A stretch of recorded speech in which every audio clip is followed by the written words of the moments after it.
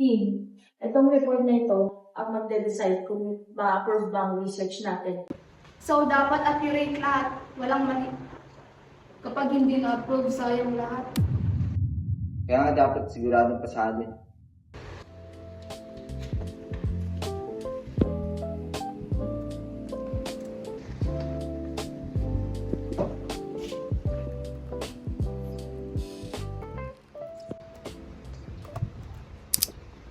Guys, ang baba ng performance natin. Okay lang yan, basta totoo. Hindi pwede kapag ganito, reject tayo. Di naman kailangan lahat ipagkita ang totoo. Anong ibig ko sabihin? Just lang ng konti. Di naman nila malalaman yun. No, we don't do that.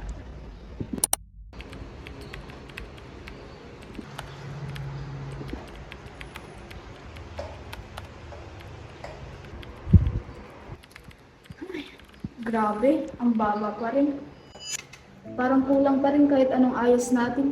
Nicole, what if ayusin lang natin ng konti? Hindi naman mapapansin.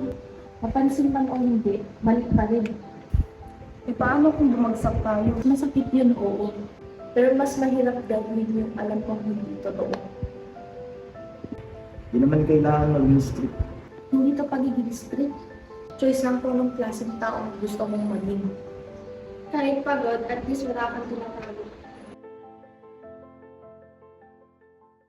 Hindi ko kayang bumagsak. Kailangan ko to. Din gawin natin kung ano ang kailangan. Mali to. Mas mali bang bumagsak ka? Yes, Mar. Hindi ko kaya. Mali talaga to. Alam ko. Pero minsan, hindi naman abad sa tama o mali na. About to sa kung anong mangyayari after.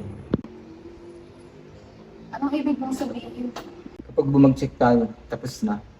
Lahat ng pagod natin wala. Hindi ka ba din? Hindi naman natin sinisira lahat. Konting adjust lang para mag-reflect lahat ng effort natin. Pero hindi na yun totoo. Yun alin, hindi naman perfect ang mundo.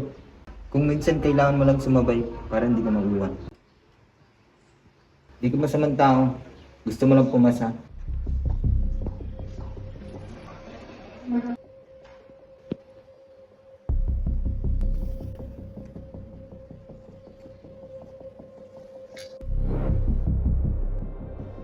Isang beses lang. Jesmar, ayoko. Mali talaga to. Hanggang ngayon ba, ganyan ka pa mag-isip? Hindi naman sa... Hindi naman sa ano? Sa prinsipyo? Pero kasi nuwalingan pa rin. At tanong mo yun, kala mo ba lahat pumasa? 100% honest? Ginawa na natin lahat. Pagod na tayo. Ngayon ka ba atras? Natatakot lang ako. Dapat natakot ka bumagsak. Hindi to lolo, Jonalyn. Palitan mo lang yan. Same number lang yan.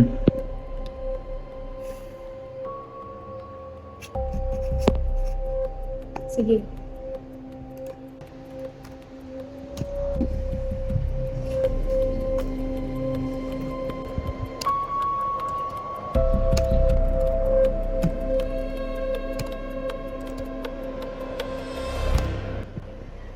Good. Yes, ito na tayo.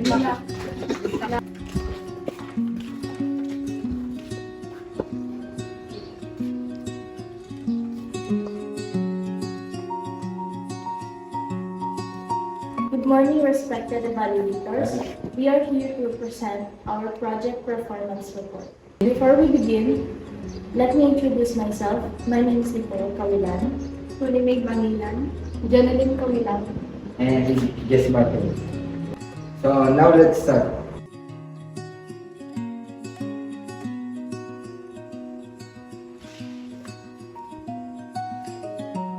Good morning, ma'am and sir. Here's our report. Thank you.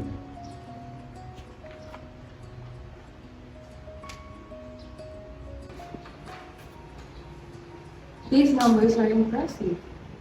Ma'am, too impressive. These results are unusually high compared to raw data. Sir, may I?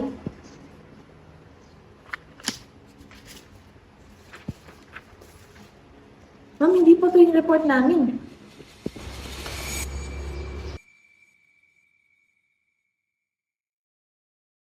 Sino gumawa nito? Ako. Bakit? Natatakot ako. Ayokong bumagsak. Di lang siya. Tinulungan ko siya.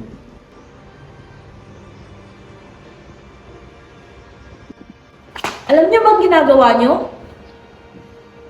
Pinaghirapan natin yung totoong data. Mas pipiliin kong bumagsak ng marangal.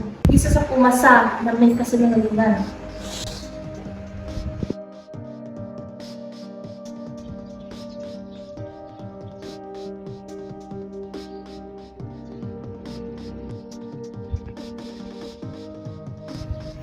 Akala ko maayos ko lahat, pero mas lalo ko lang nasira.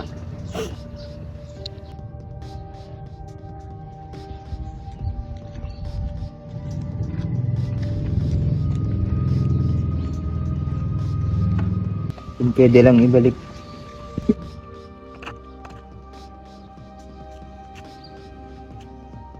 Hindi na to tungkol sa grade, kundi sa tiwala.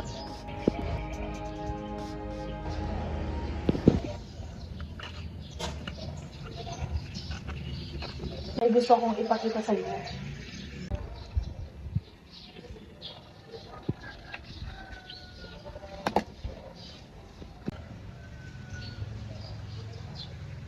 Nirecord mo kami? Cool, bakit? Kasi napansin kong may binabago kayo. At gusto kong sigurado ako bago ko magtiwala ulit. Hindi ko kayo sinira. Pinakita ko lang kung ano ang ginawa niyo. Ma'am, sir, may ipapakita ko sa inyo.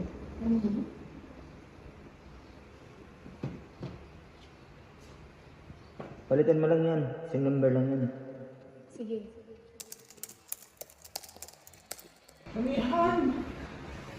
Thank you for your honesty, Nicole.